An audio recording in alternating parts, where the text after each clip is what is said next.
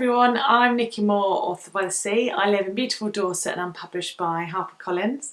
I'm most well known for the Love London series, and you can usually see a poster of all the book covers over my shoulder. But today I've got some really exciting news. Thanks for joining me on the vlog. I'm going to talk about book covers today because very excitingly it is cover reveal for my new book as Ella Allbright, The Charm Bracelet. So hopefully you can see Lila and Jake, my main characters here over my shoulder. It's commercial women's fiction and it's set in Dorset, and it follows Lila and Jake over the course of almost 20 years together. So that's now up on Amazon and all the EPUB retailers. It'll be on sale as an ebook on the 21st of August and paperback on the 12th of November, but you can pre-order right now. So I'll put the links up later. I thought it'd be a good opportunity to talk about book covers actually. You'll see on Facebook later on, I don't think you'll be able to see them because the camera doesn't quite focus, but I've had my nails done as well with a book cover. But yeah, so I wanted to talk about book covers today because it's a bit of a strange one when you're an author. You can spend a really long time, working on a book. You can spend 6 months, a year, 2 years, working on this book and falling in love with it and falling in love with the characters. And if you've got an agent or publisher, you're lucky enough to be published, it kind of goes out of your hands after that. And of course you see it at things like, the editing stage, and, hopefully you'll be in touch with marketing, or your editor will put you in touch with marketing and will filter the messages through. But book covers are a bit of a strange one sometimes as a published author, because with a lot of publishers you don't get any say in your book covers.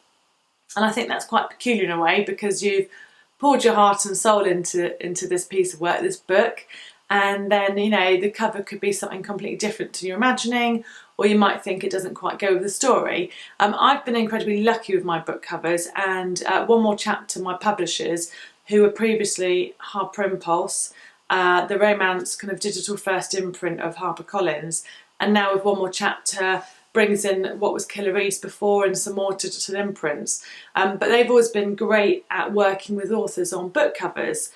So I've always had the ability to fill out, it's kind of like a cover brief template, where I talk about the main characters, kind of, what they look like and where the story is set, the kinds of themes, etc. So I've always been able to be really involved. And with the Charm Bracelet, which, I absolutely love this cover, completely in love with it, very, very happy. I did, I had several conversations with Charlotte Ledger, my editor at HarperCollins, about what the cover might look like. We talked, from the initial kind of concept stages of me starting to write the story. We were talking about themes, we were talking about other authors, kind of similar genre, and we had those conversations. And that was kind of back in, it would have been kind of 2017. And we were having other conversations, summer 2019, about the way that market had moved along and, what might be on the cover.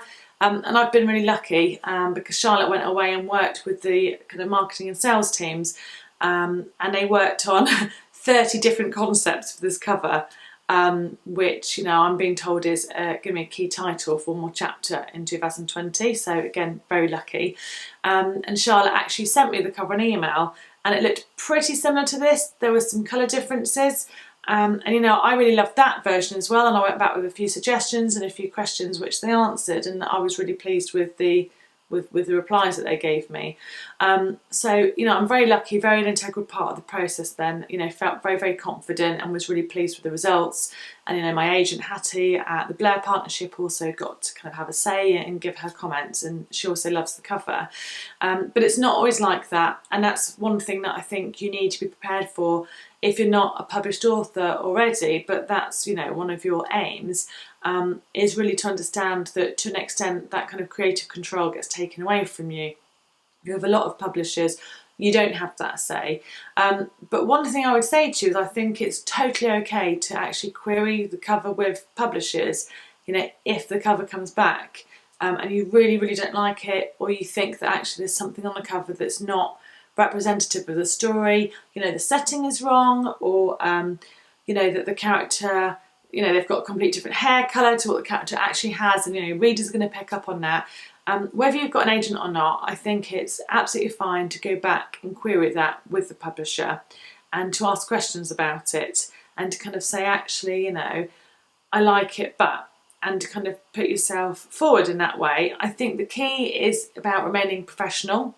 And also I think you need to think about the fact that these people are the professionals in terms of the experts around, you know, what will sell in the marketplace.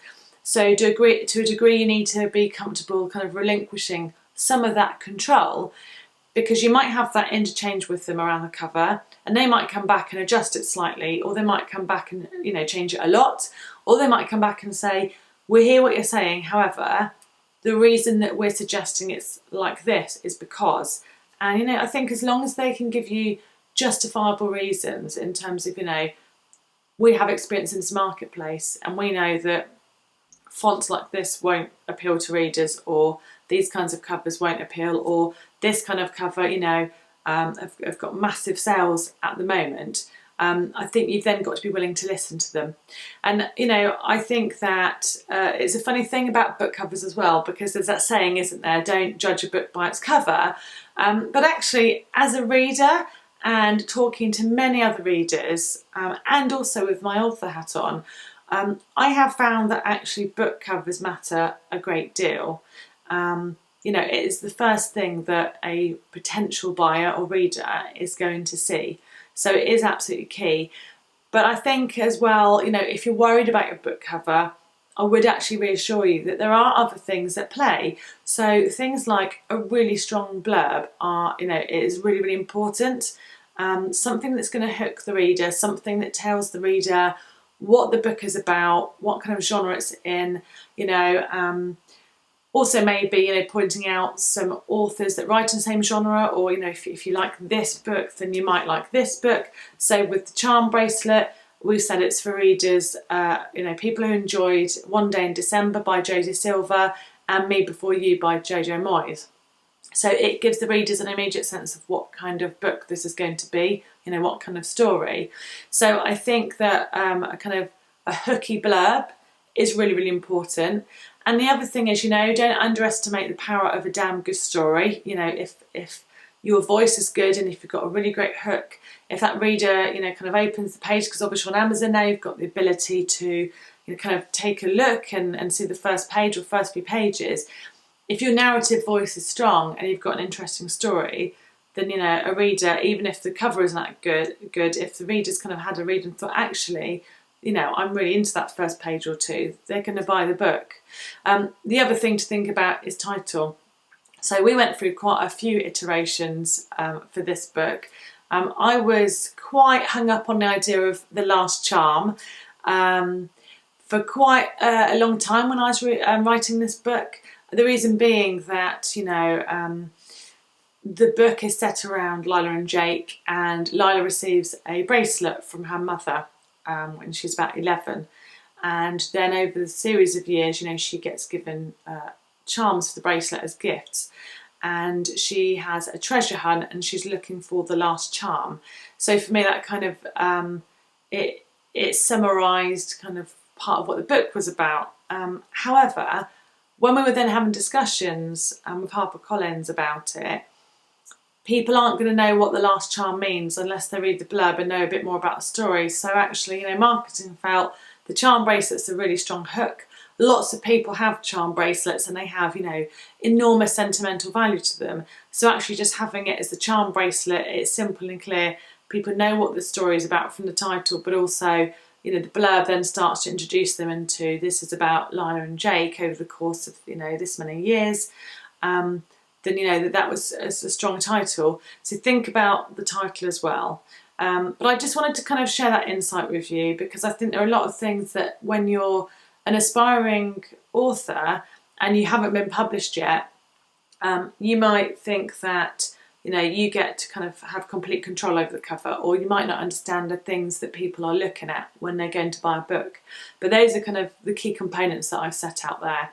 The other thing I would say is that if you are going to self-publish, so if you're not going to be traditionally published by one of the big traditional publishing houses in the kind of the system that I've laid out, the process that I've just talked about, you might go with an indie publisher, which I've talked about different publication models before, and You know, it might be that you do actually have quite a lot of creative control over the cover and the blurb. And that's great, but you've still got a publisher to work with you. But if you decide to go the self-publishing route, I would really, really urge you to seriously consider getting feedback on the blurb. You know, I see people do this all the time. There are some Facebook groups that I'm part of where people put 2 or 3 different blurbs in and they ask people for their opinion. And I think that is a great way to do things and a great way to get feedback, often from published authors.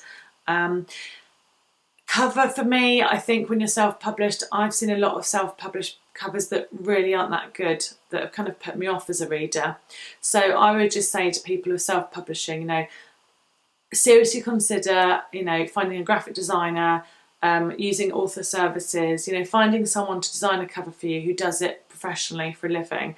And it might cost a couple of £100. I know that's a big outlay, but in terms of giving your book the best chance of selling and getting audience attention, then I think it really is worth it. I hope that's been interesting for you today. Thanks so much for joining me. Please, you know, like and share this vlog. You can find me on Twitter here under Nikki Moore. I tweet under Nikki Moore and Ella on the same account. I really hope that you love the Charm Bracelet cover. I'd love to hear your feedback on it. Have a great week and go safe out there. Bye.